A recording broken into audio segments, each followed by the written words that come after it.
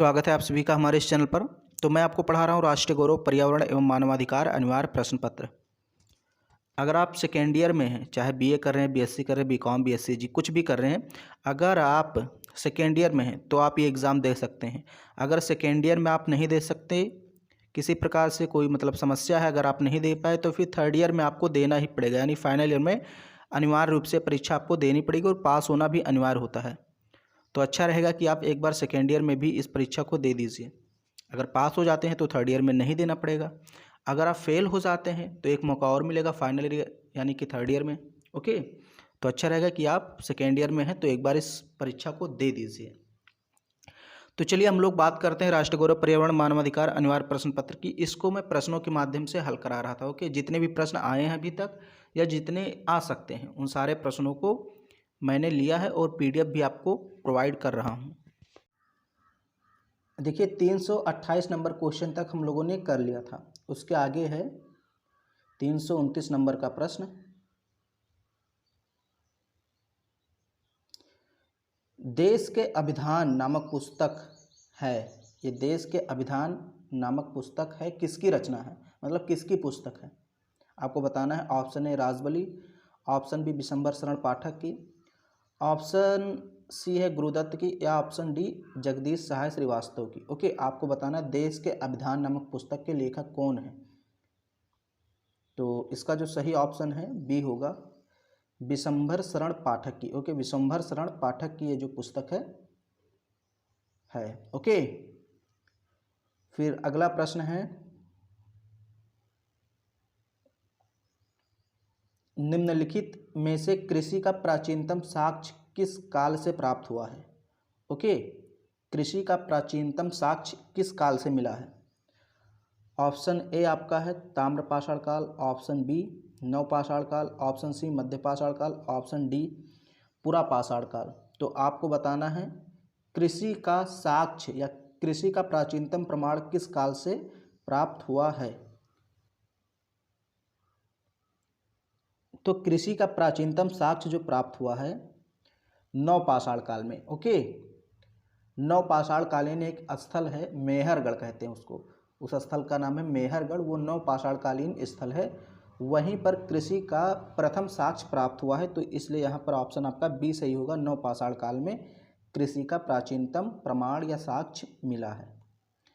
अगला प्रश्न है 331 नंबर का, भारत का सर्वोच्च वीरता पुरस्कार कौन सा है। ओके, भारत का सर्वोच्च, देखिए ध्यान रखिए, सर्वोच्च तो लगा है लेकिन उसके साथ में है वीरता पुरस्कार। तो ऑप्शन ए है वीर चक्र, ऑप्शन बी परमवीर चक्र, ऑप्शन सी महावीर चक्र, ऑप्शन डी भारत रत्न। कौन सा इसमें जो पुरस्कार है वो सर्वोच्च वीरता पुरस्कार है।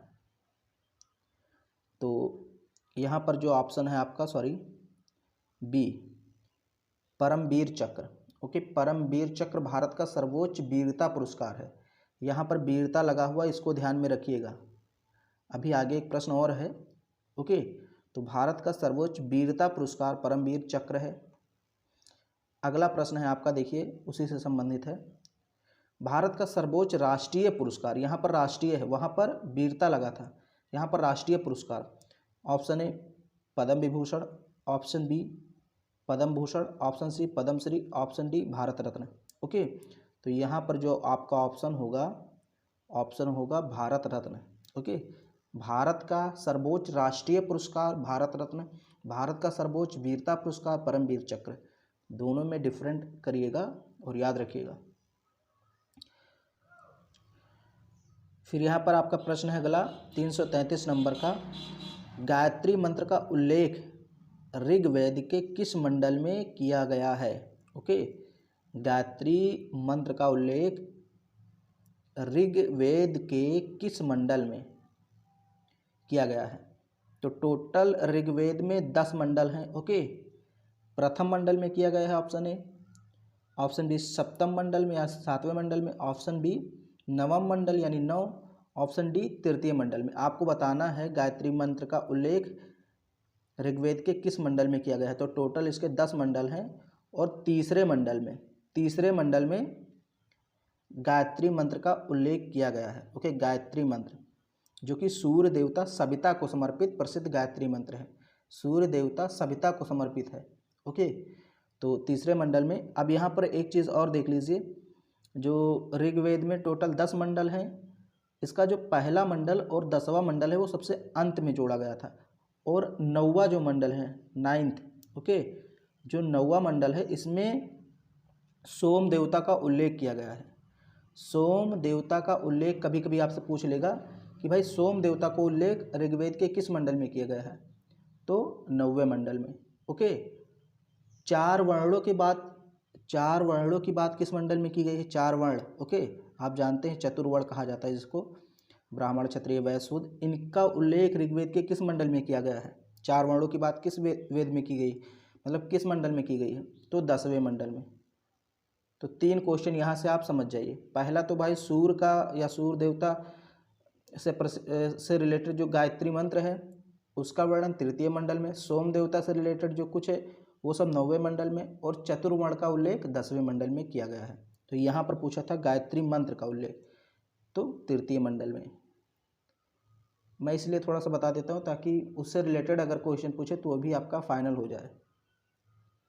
अगला प्रश्न है, प्रथम बौद्ध संगीति किसके शासनकाल में संपन्न हुई थी? ओके, प्रथम बौद्ध संगीति किसके शासनकाल में संपन्न हुई थी आपको बताना है। Option A Ajatashatru, option B Kanishka, option C Ashoka, option D Kalashoka. तो यहाँ पर इसका जो आंसर होगा, प्रथम बौद्ध संगीति का आयोजन किया गया था अजातशत्रु के समय में। ओके, प्रथम बौद्ध संगीति का आयोजन अजातशत्रु के शासनकाल में।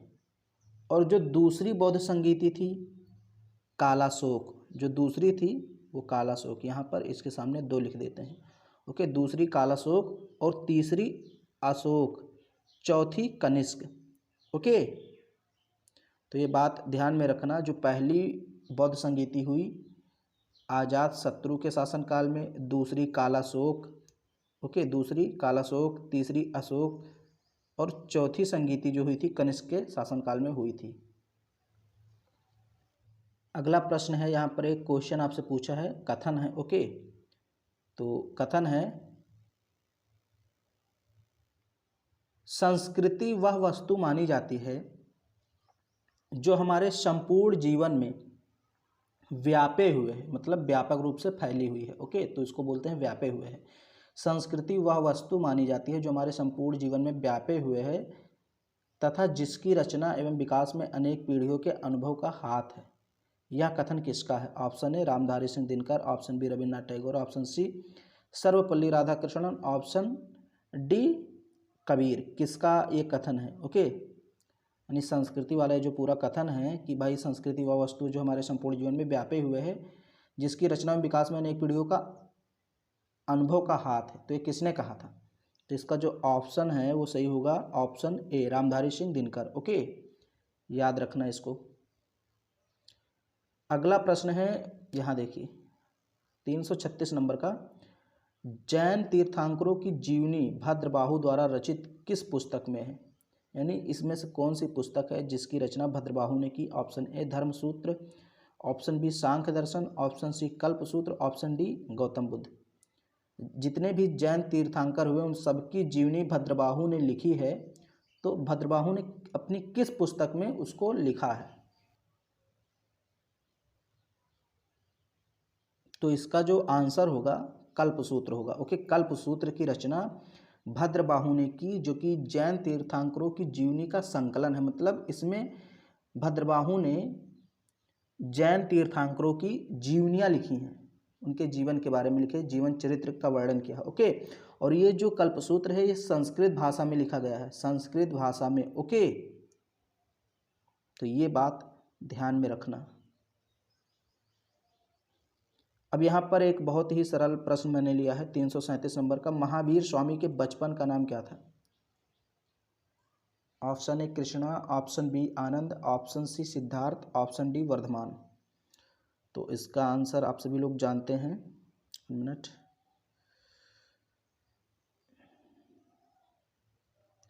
इसका आंसर होगा वर्धमान। ओके, महावीर स्वामी के बचपन का नाम वर्धमान था।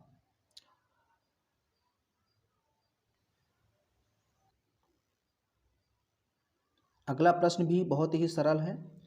338 नंबर का प्रश्न है, महात्मा बुद्ध के बचपन का नाम क्या था? Option A Vardhaman, option B Siddhartha, option C Rahul, option D Mohan. तो वर्धमान तो मैंने अभी बताया आपको, ओके, कि वर्धमान महावीर स्वामी का बचपन का नाम था। ये जो वर्धमान था ये महावीर स्वामी का था। राहुल मोहन इससे लेना देना ही नहीं है आपको।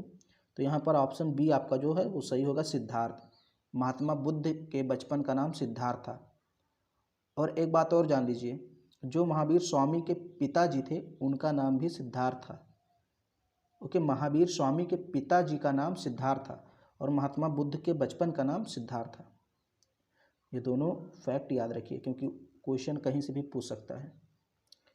अगला प्रश्न 339 नंबर का है, सांस्कृतिक तत्वों, संकुलों तथा प्रतिमानों का प्रसार एक निश्चित भौगोलिक क्षेत्र तक होता है जिसे हम कहते हैं भौगोलिक क्षेत्र, सांस्कृतिक क्षेत्र, समुदाय या फिर राष्ट्र, हम क्या कहते हैं उसको?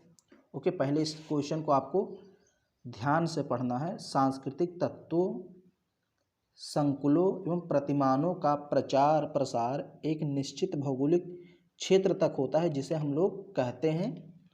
अब बताइए क्या कहते हैं? तो इसका जो ऑप्शन सही होगा वो ऑप्शन बी सही होगा, सांस्कृतिक क्षेत्र। ओके, ऑप्शन बी आपका सही आंसर होगा।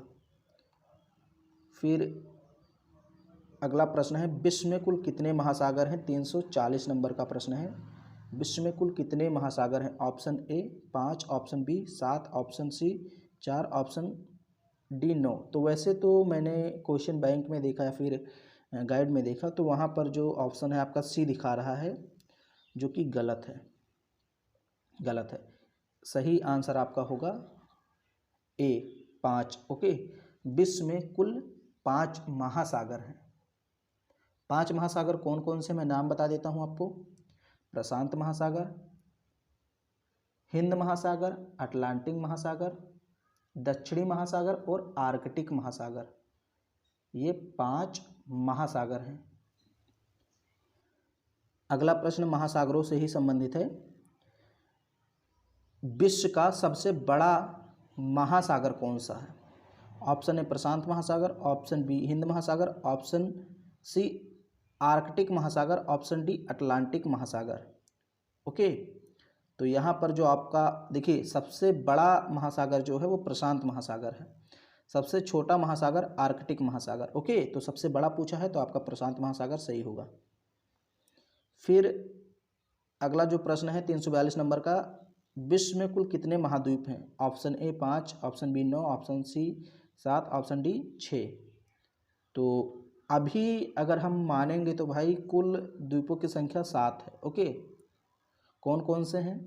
एशिया, यूरोप, उत्तरी अमेरिका, दक्षिणी अमेरिका, अफ्रीका, ऑस्ट्रेलिया और अंटार्कटिका, ये 7 महाद्वीप हैं। हालांकि एक नए महाद्वीप की खोज हुई है जो ऑस्ट्रेलिया के पास है, लेकिन वो डूबा हुआ है। ओके, ऑस्ट्रेलिया न्यूजीलैंड के पास है, डूबा हुआ है। उसका नाम जेनरिया करके कुछ है, मुझे याद नहीं आ रहा है, लेकिन अभी भी आप 7 ही ऑप्शन टिक करेंगे। ओके, 7 महाद्वीप अभी माने जाएंगे। विश्व में कुल कितने महाद्वीप हैं? 7।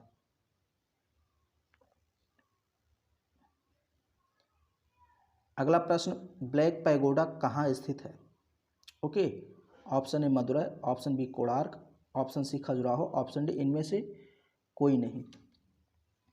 तो ब्लैक पैगोडा जो स्थित है ये कोणार्क में स्थित है। ओके, कोणार्क ये सूर्य मंदिर है। ब्लैक पैगोडा क्या है? सूर्य मंदिर। कोणार्क उड़ीसा में स्थित है। तो ध्यान रखना, ब्लैक पैगोडा या जिसको हम सूर्य मंदिर कहते हैं ये कोणार्क में स्थित है, उड़ीसा में। ओके, उड़ीसा में एक स्थान का नाम है कोणार्क, वहीं पर आपका ब्लैक पैगोडा मंदिर स्थित है जिसको हम सूर्य का मंदिर भी कहते हैं, सूर्य मंदिर कहते हैं। तो सूर्य मंदिर पूछे तो भी आपको कोणार्क लगाना है। ओके, कोणार्क का सूर्य मंदिर बहुत ही प्रसिद्ध मंदिर है। फिर है, अशोक के शिलालेखों को सर्वप्रथम किसने पढ़ा था? ऑप्शन ए वुलर ने, ऑप्शन बी रॉबर्ट सेबल ने, ऑप्शन सी जेम्स प्रिंसप ने, ऑप्शन डी कॉडिक्टन ने। तो इसका जो ऑप्शन सी होगा वो सही होगा। जेम्स प्रिंसेप ने सर्वप्रथम अशोक के अभिलेखों को या शिलालेखों को पढ़ा था, जेम्स प्रिंसेप ने। अगला प्रश्न है आपका 345 नंबर का, रथ मंदिर से संबंधित है। पूछ रहा है रथ मंदिर किस राजवंश में बने थे, यानी किस वंश के शासकों ने इसका निर्माण करवाया था। Option A Chola, option B Pallava वंश, ऑप्शन सी चालुक्य वंश, ऑप्शन डी वाकटक वंश। तो इसका जो सही आंसर होगा वो होगा पल्लव, ऑप्शन बी। ओके, रथ मंदिर किस राजवंश के समय में बने थे, तो पल्लव राजवंश के समय में बने थे। ऑप्शन बी आपका सही होगा। अगला प्रश्न है 346 नंबर का, चंद्रगुप्त मौर्य और खारवेल किस धर्म के अनुयायी थे। चंद्रगुप्त मौर्य और खारवेल किस धर्म के अनुयायी थे, यानी किस धर्म को मानने वाले थे। ऑप्शन ए जैन धर्म, ऑप्शन बी बौद्ध धर्म, ऑप्शन सी हिंदू धर्म, ऑप्शन डी सिख धर्म।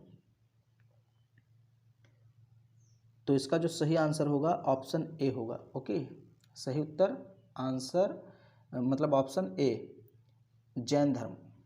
चंद्रगुप्त मौर्य और खारवेल जैन धर्म को मानने वाले थे, यानी जैन धर्म के अनुयायी थे।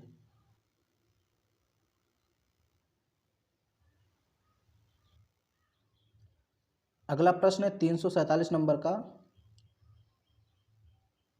श्रवण बेलगोला किस धर्म का पवित्र तीर्थ स्थल है। ऑप्शन ए जैन धर्म, ऑप्शन बी बौद्ध धर्म, ऑप्शन सी सिख धर्म, ऑप्शन डी हिंदू धर्म। आपको बताना है श्रवण बेलगोला किस धर्म का पवित्र तीर्थ स्थल है। तो इसका जो आंसर होगा पहला होगा जैन धर्म। ओके, श्रवण बेलगोला जैन धर्म से संबंधित है, क्योंकि यहाँ पर गंग वंश के राजा थे राजमल चतुर्थ, उनका एक मंत्री एवं सेनापति था चामुंड राय। उसने 974 ईस्वी में एक बाहुबली जिन की मूर्ति, जिसे हम गोमतेश्वर भी कहते हैं, उसका निर्माण श्रवण बेलगोला में कराया था। तो श्रवण बेलगोला क्यों प्रसिद्ध है, क्योंकि यहाँ पर जैन धर्म से संबंधित एक मूर्ति का निर्माण करवाया गया था। ओके, श्रवण बेलगोला कहाँ है, कर्नाटक में। तो श्रवण बेलगोला जैन धर्म से संबंधित एक पवित्र तीर्थ स्थल है जो कि कर्नाटक में है। यहाँ पर गोमतेश्वर मंदिर भी है। ओके, इतना याद रखना है। अगला प्रश्न है अनुवर्त का सिद्धांत मिलता है किस धर्म में। जैन धर्म में, बौद्ध धर्म में, हिंदू धर्म में, या इनमें से कोई नहीं। अनुवर्त का सिद्धांत मिलता है किस धर्म में मिलता है, आपको बताना है अनुवर्त का सिद्धांत। तो अणुवर्त जो है या अनुवर्त, इसको अणुवर्त भी कहते हैं या अनुवर्त कहते हैं। ओके, तो इसका सिद्धांत मिलता है जैन धर्म में। आप अनुवर्त नहीं समझ पाए होंगे, लेकिन आपने पढ़ा होगा क्लास 6 में 7 में ही पढ़ा होगा, पंच महाव्रत भी इसको कहते हैं, ये नाम आपने सुना होगा। ओके, पंच महाव्रत जैन धर्म से संबंधित है, उसी को अनुवर्त भी कहते हैं। जैसे आपने सुना होगा अहिंसा, सत्य, अपरिग्रह, अस्तेय, ब्रह्मचर्य। ओके, तो अहिंसा का मतलब होता है जीवों को हिंसा ना पहुंचाना, उनकी हत्या न करना। सत्य का मतलब होता है हमेशा सच बोलना। अपरिग्रह का मतलब होता है संपत्ति इकट्ठा न करना। अस्तेय का मतलब चोरी न करना। ब्रह्मचर्य का मतलब इंद्रियों को वश में करना। तो सत्य, अहिंसा, अस्तेय, अपरिग्रह, ब्रह्मचर्य, ये पंच महाव्रत हैं, या इन्हीं को अनुव्रत कहते हैं जैन धर्म में।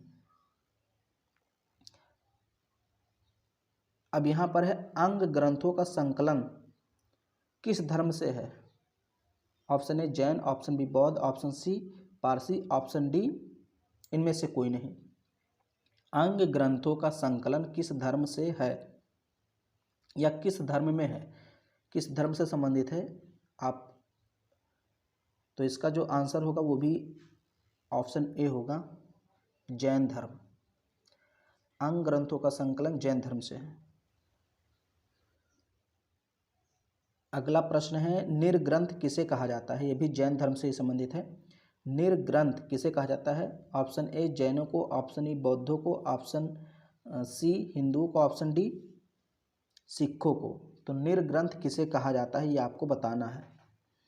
तो देखिए इसका जो वैसे ऑप्शन जो है वो सही होगा ए जैनों को, यानी कि जैन धर्म के जो मानने वाले अनुयायी थे उनको निर्ग्रंथ कहा जाता है। लेकिन यहाँ पर ध्यान रखिए कि जैन धर्म के 23वें तीर्थंकर थे पार्श्वनाथ।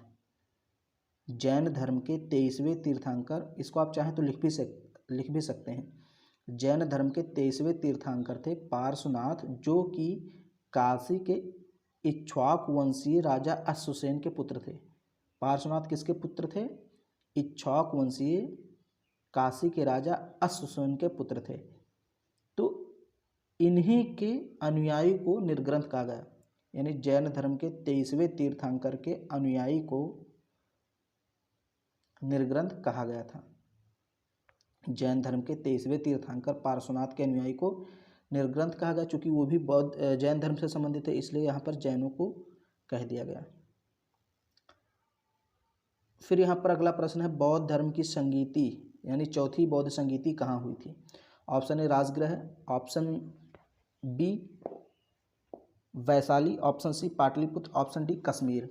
तो अभी मैंने आपको एक प्रश्न बताया था कि प्रथम बौद्ध संगीति कहाँ हुई थी। तो प्रथम बौद्ध संगीति उसमें क्वेश्चन था प्रथम बौद्ध संगीति किसके शासनकाल में हुई थी, तो मैंने आपको बताया था। अब यहाँ पर है चौथी बौद्ध संगीति हुई कहाँ पर थी, किसके शासनकाल में तो नहीं पूछा, लेकिन ये पूछा कि हुई कहाँ पर थी, तो कश्मीर में हुई थी। और अगर आपको शासनकाल पूछ ले तो इसका जो है यहाँ पर का से कश्मीर और का से कनिष्क, ओके। तो इस तरह याद रख सकते हैं, जो चौथी बौद्ध संगीति हुई थी कश्मीर में हुई थी और कनिष्क के शासनकाल में हुई थी। पहली बौद्ध संगीति किसके शासनकाल में? अजातशत्रु के शासनकाल में हुई थी। पहली बौद्ध संगीति अजातशत्रु के शासनकाल में राजगृह में हुई थी, ओके। जो दूसरी बौद्ध संगीति हुई थी कालाशोक के समय में वैशाली में हुई थी। तीसरी बौद्ध संगीति अशोक के समय में पाटलिपुत्र में हुई थी और चौथी कनिष्क के समय में कुंडलवन यानी कश्मीर में हुई थी, ओके। तो नंबर से है, देखिए ये पहली बौद्ध संगीति, दूसरी, तीसरी, चौथी। पहली अजातशत्रु राजगृह, दूसरी वैशाली कालाशोक, तीसरी पाटलिपुत्र अशोक, चौथी कनिष्क कश्मीर। फिर यहाँ पर अगला प्रश्न है आपका, जो कि आज का लास्ट प्रश्न है, ओके, क्योंकि वीडियो काफ़ी बड़ी हो गई होगी। तो क्योंकि आज मैंने थोड़ा डिटेल भी बताया है एनालिसिस करके। तो यहाँ पर है जो अगला क्वेश्चन है आपका, बौद्ध ग्रंथ अभिधम्म पिटक के मुख्य विषय वस्तु क्या है? बुद्ध का जीवन चरित्र, बौद्ध धर्म का दार्शनिक विवेचन, बौद्ध संघ से संबंध नियम, बौद्ध धर्म और जैन धर्म से संबंध। यानी कि जो बौद्ध धर्म से संबंधित एक पुस्तक है अभिधम्म पिटक, उसमें किस चीज़ का वर्णन किया गया है आपको बताना है। तो इसमें बौद्ध धर्म के दर्शन का वर्णन किया गया है, ओके। बौद्ध धर्म का दार्शनिक विवेचन किया गया है, आप कह सकते हैं बौद्ध धर्म के दर्शन का इसमें वर्णन किया गया है। तो इसका ऑप्शन बी सही होगा, बौद्ध धर्म का दार्शनिक विवेचन अभिधम्म पिटक में किया गया है।